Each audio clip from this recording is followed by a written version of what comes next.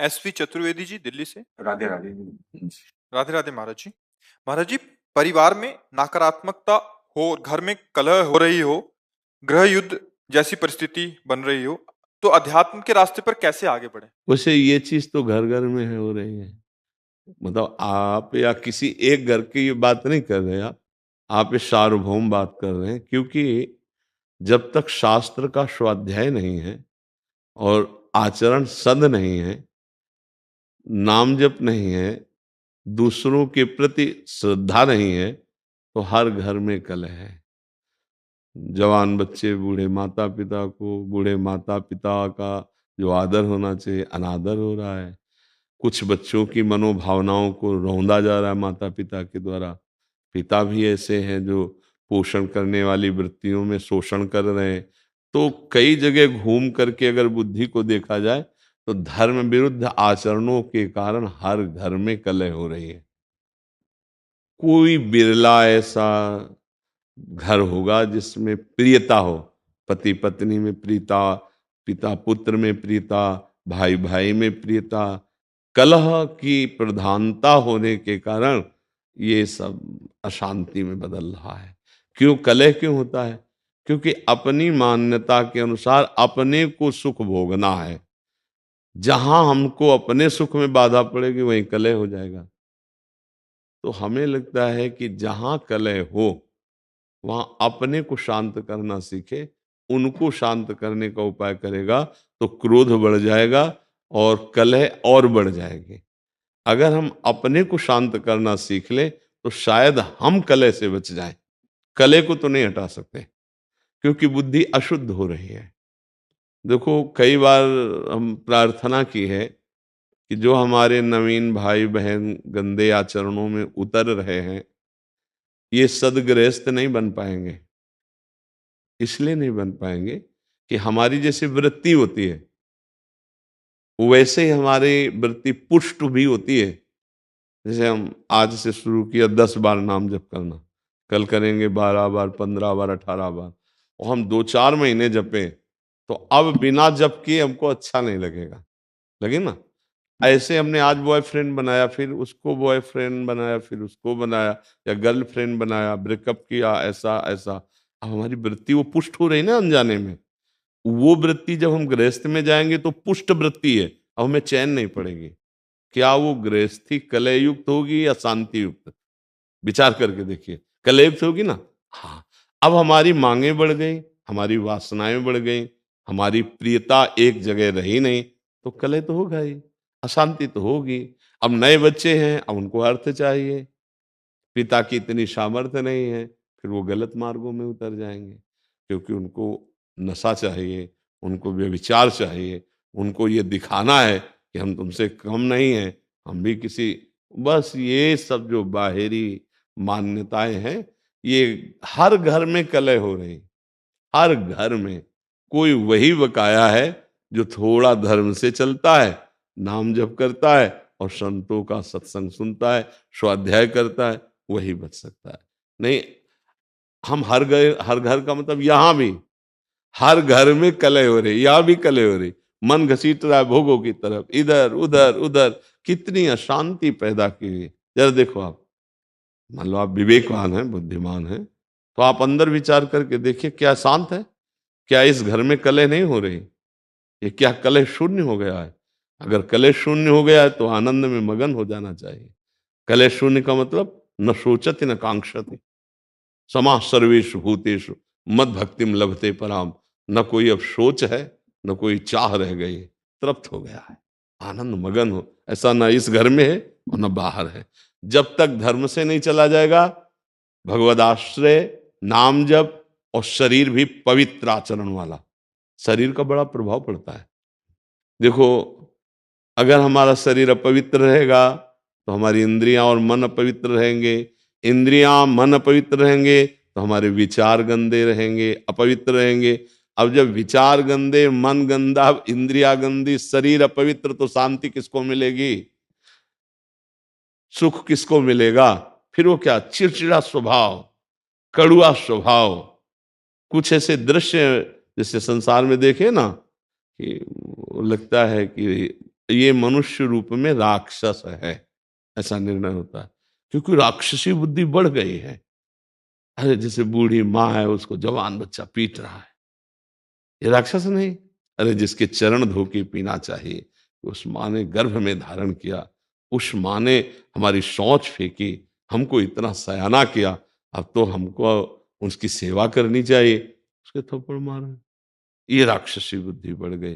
पिता ने जीवन भर कमा कर अपने बच्चों को, 2 बच्चे 4 बच्चे पढ़ा लिखा के बड़ा किया, सब संपत्ति दे दी प्यार में, और वो पिता के ही विपरीत हो गए। ये बहुत तरह की ऐसी मनोवृत्तियां हैं जो हमारे हृदय को जलाती हैं और बाहर। इसीलिए हम सबसे कहते हैं, प्रार्थना करते हैं कि अगर आप नाम जपना शुरू करें, अपने छोटे छोटे बच्चों को एक माला ही सही, 5 मिनट ही सही, राधा राधा नाम सुनाएं और उनको अच्छे आचरण की शिक्षा दें, तो आगे चलकर वो अच्छे गृहस्थ बन जाएंगे। अगर जिन बच्चों को शिक्षा नहीं दी जाती, वही बच्चे उद्दंडता में फंस जाते हैं। अच्छा, माता पिता में जब जीवन में भजन नहीं किया, तो अब शास्त्रों का ज्ञान नहीं कि हम उससे सह सकें, अब वो जलते हैं बेचारे, अशांत हो जाते हैं। बड़ी अव्यवस्था है जीवन में। तो जीवन को व्यवस्थित ढंग से चलने के लिए नाम जप और सत शास्त्रों का स्वाध्याय या सत्संग जरूरी है। जिसके जीवन में सत्संग आ गया, कई ऐसे नौजवान भाई आते हैं कि हमने सब व्यसन छोड़ दिए, हमसे पहले गलती हो गई थी, अब हम माता पिता को अपने पास रखते हैं, अब उनकी सेवा कर, हृदय ठंडा हो जाता है। हाँ हाँ, हमारा जीवन सार्थक हुआ कि 4 लोग बदलते रहे, 4 अपने स्वभाव को तो ठीक कर रहे हैं। अगर हम सत्संग सुने, नाम जप करें और ये बात बैठा लें कि कहीं मंदिर में भगवान की पूजा ही सर्वश्रेष्ठ नहीं है, इन हृदयों में भी भगवान विराजमान, इनकी भी पूजा आवश्यक है। सबके हृदय मंदिर में गोविंद विराजमान, चाहे माँ हो, बहन हो, पत्नी हो, पुत्र हो, परिवार, वही हैं प्रभु। अगर वो चले जाएं तो उन शरीरों को हम प्यार नहीं करेंगे। अगर इस भावना से, तो फिर हमें लगता है कहीं कलह नहीं रह जाएगी, पर बड़ा मुश्किल है अब, क्योंकि बहुत गंदे आचरण बढ़ गए, बहुत गंदा नशा बढ़ गया है, बहुत बढ़ गया है। मतलब एक बार मन घबरा जाता है कि अभी ये हालत है तो आगे क्या होगी। छोटे छोटे बच्चे, लाख प्रार्थना करो, वो नशा करने लगे। जब नशा करते हैं तो उनकी बुद्धि ठीक निर्णय नहीं कर पाएगी। जैसे हमने प्रार्थना की थी अभी नया वर्ष का, ये जो अंग्रेजी के दिनों में नया वर्ष मनाया जाता, अपना तो चैत्र में होता है, तो ये अंग्रेजी दिनों में अब नए नए बच्चे उद्दंडता कर रहे हैं, शराब पे रोडों में टहल रहे हैं। तो उद्दंड, ये कोई उत्सव है? हमने कहा तो भाई उत्सव का मतलब है 10-20 लोग बैठो और नाम कीर्तन करो और सुंदर सुंदर पकवान बनाओ, भोग लगाओ और अपने पाओ, 4 लोगों को पाओ, कोई भी उत्सव करो। हम कह रहे किसी भी बहाने से उत्सव करो, नाम जप करो, ठाकुर सेवा विराजमान है, भोग लगाओ, सबको पवाओ, तो तुम्हारा बुद्धि शुद्ध होगी, तुम्हारा जीवन शुद्ध। ये क्या है? राक्षसी पिए शराब, रोडों में आतंक मचाए घूम रहे, इधर उधर उद्दंडता। तो आज हमारी थोड़ा समाज जो है वो गलत दिशा को जा रही है, गलत दिशा। ये हम बाहरी लोगों का अनुकरण करने वाले भारतीय नहीं होते, हमारा अनुकरण करने वाले बाहरी लोग होते हैं। देश विदेश में हर जगह हमारे देश के ऋषि मुनियों का महत्व रहा है, यहाँ की उपासना का महत्व रहा है। हमें ऐसा लगता है कि स्वर्ग और नरक से बढ़कर कहीं कोई और बात नहीं है। अगर मोक्ष है, परम पद है, कैवल्य पद है, तो भारत के ही ब्रह्म ऋषियों के द्वारा शोध की हुई बात है। नहीं तो नरक और स्वर्ग से बढ़कर कोई बात नहीं। जहां देखो तो नरक की बात या स्वर्ग की बात, ऐसा कुछ लगता है। ज्यादा तो हम पढ़े नहीं अन्य धर्म ग्रंथों को, लेकिन बातचीत से लगता है सच्चिदानंद परम तत्व में मुक्त हो जाना या भगवत प्रेम तत्व बोध, ये बात यहीं की ऋषि की होगी। भारतीय कोई ऋषि अगर बाहर गया है तो भले मोक्ष की बात हो, योग की बात हो, अन्यथा स्वर्ग नरक की बात रहे। तो हम भारतीय हैं, हमारा अनुकरण दूसरे करें ये बात तो ठीक है, लेकिन हम दूसरों का अनुकरण करके भ्रष्ट हो, ये बात ठीक नहीं। जिनके घरों में ये सब होता है, मांस खाना, मदिरा पीना और ये, तो फिर वो घरों में विघ्न ही विघ्न रहेगा, पक्का समझो। और जिनके घरों में 10 मिनट भगवान नाम कीर्तन होता है, ठाकुर विराजमान, आरती होती है, तो निश्चित समझो हम मान सकते हैं कि कुछ समय के लिए उनके पास धन ज्यादा ना हो, दुख भरी समस्या ऐसी दिखाई दे, लेकिन वो उनका कुल पवित्र होगा, उनका हृदय शांत होगा। एक दिन वो दीपक की तरह जलेंगे और बहुत आगे तक जाएंगे। हम माना कि ये सब उपद्रवी हाइलोजन की तरह जलेंगे, लेकिन बहुत जल्दी फ्यूज भी हो जाएंगे, क्योंकि अधर्म ज्यादा टिकता नहीं, पापाचरण ज्यादा स्थायी नहीं रहता है। तो हमें लगता है भगवान का आश्रय लिया जाए और ठीक से चला जाए, नाम जप किया जाए, तो हृदय का कलह भी शांत हो जाएगा और घर का भी कलह शांत हो जाएगा। क्यों? सर, मैं ये कहना चाह रहा हूँ कि मैंने परिवार बच्चों के लिए सब कुछ किया, नौकरी छोड़ दी परिवार बच्चों के लिए। 6 साल पहले नौकरी छोड़ दी, गवर्नमेंट जॉब था, छोड़ दिया, बच्चों की सेवा करने में लगा रहा। पर साल भर से 3-4 साल से घर में इतना कला, इतना मार पिटाई, हम ही को ही मारते पीटते रहते, हमने घर ही छोड़ दिया।